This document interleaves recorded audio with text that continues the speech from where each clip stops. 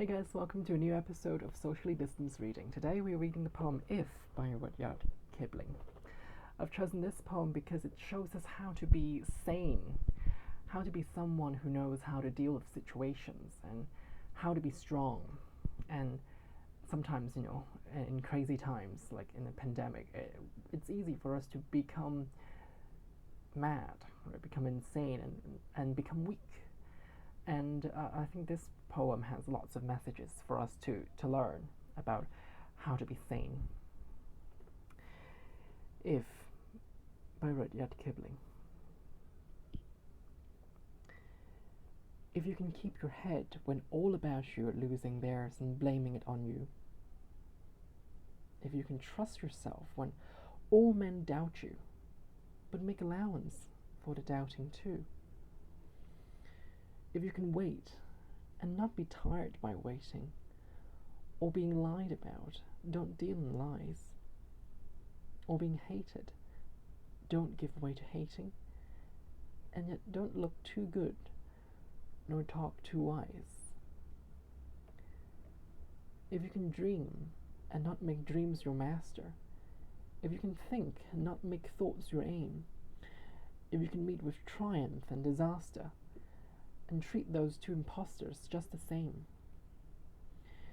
If you can bear to hear the truth you've spoken twisted by knaves to make trap for fools, or watch the things you gave your life to broken, and stoop and build them up with worn-out tools. If you can make one heap of all your winnings and risk it on one turn of pitch and toss, and lose, and start again at your beginnings, and never breathe a word about your loss. If you can force your heart and nerve and sinew to serve your turn long after they're gone, and so hold on when there is nothing in you except the will which says to them, hold on. If you can talk with crowds and keep your virtue, or walk with kings nor lose the common touch, you need foes, nor nothing friends can hurt you. If all men count with you, but none too much.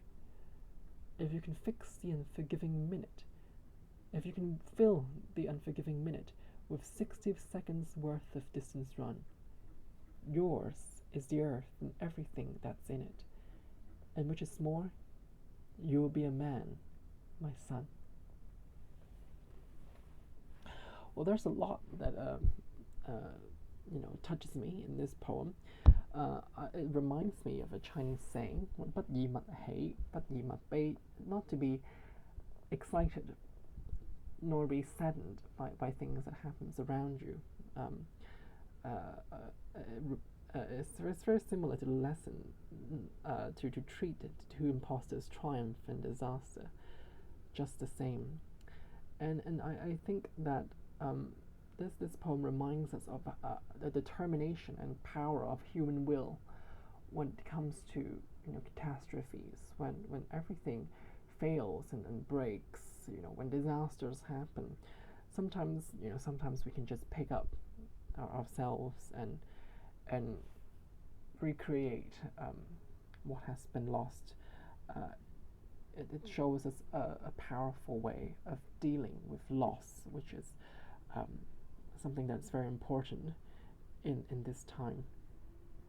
And look at this poem. There's a lot of buts and ands, right?